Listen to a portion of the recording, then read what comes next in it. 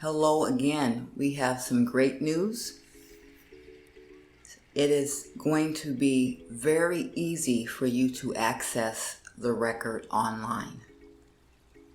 You go to King County Script, KC Script, and that's through the King County Clerk's Office in Seattle, Washington. You set up an account. It just requires an email address, a passcode, nothing fancy, an address. You do not have to live in King County or Washington State, and you're all set up. Then you're going to put in the court case, and you're going to get all of the information. You're going to click on the record you would like to purchase, and I didn't show you the prices, but from what I remember, it's just a handful of change, not very much per document, and they'll send you a link to the document and you can read it online. I haven't purchased anything yet. I don't know if it's downloadable, but we all have access to screenshots. Very easy, easier than I knew. So I encourage you to do that.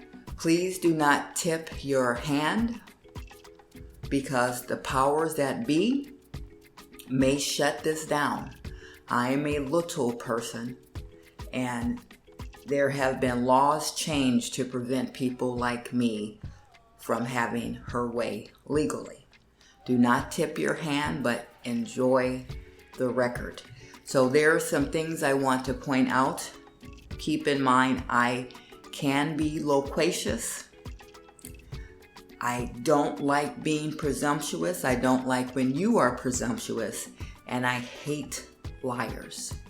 So whatever I leave out here, please ask me. I don't want to elaborate on everything right now. So the first thing that you should pay attention to is the dissolution. That is my mother's divorce case. My mother was diagnosed with terminal cancer, stage 4 terminal cancer, on July 25th, 2001. Okay, she died October 3rd, 2003. Please pay attention to the declarations made on behalf of my mother when she was alive, and the declarations made on behalf of Pedro Bell after my mother died, and one in particular should stand out like a knife in the back.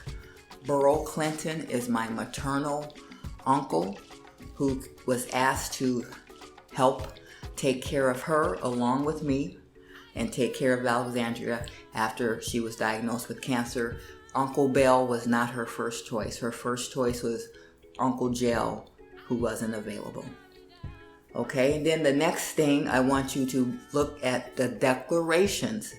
Everybody that I exposed above did make a declaration. I wasn't sure if Carlo Hackett had, but he indeed did. So I'm vindicated. I'm in the clear. These people that I'm exposing are on the record. Be sure to read the declarations of everybody that I expose above. Okay? There's a declaration made by Burl Clinton along with a handful of other declarations that came in at the same time. Yolanda Dyson is my first cousin. I love her to death. She passed away in 2013. I think she didn't even make 50 years old.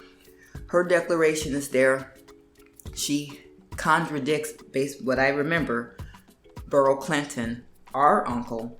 Burl Clinton is on the record as saying he knew that I was molested and could not care less. My cousin Temple, Yolanda is Temple, she was almost raped by the same monster, Lloyd Wilson, who sexually assaulted me. And Burl Clinton is on the record as saying, I don't care if that did happen. Okay, so check out those declarations. The next thing I want you to notice is the length of this case.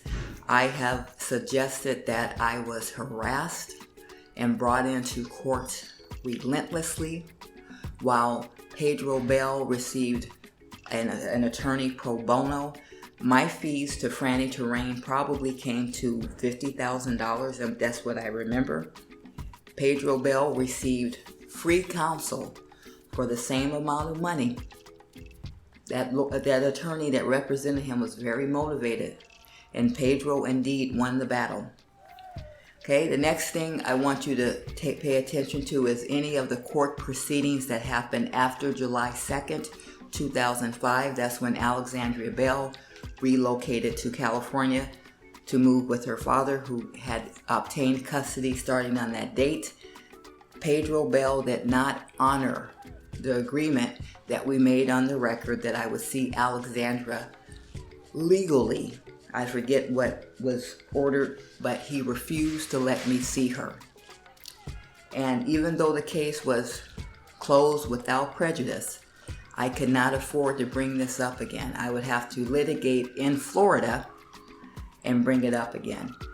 I thought that Alexandria, being 13 years old, 14 years old, 15 years old, etc., would speak up for herself and insist that she resumed our relationship and came up for a visit. That didn't happen. Please enjoy the case. I might come back and review it in the future and show you some of the declarations once I purchase them. But otherwise, I plan to be back and talk about the generational curses.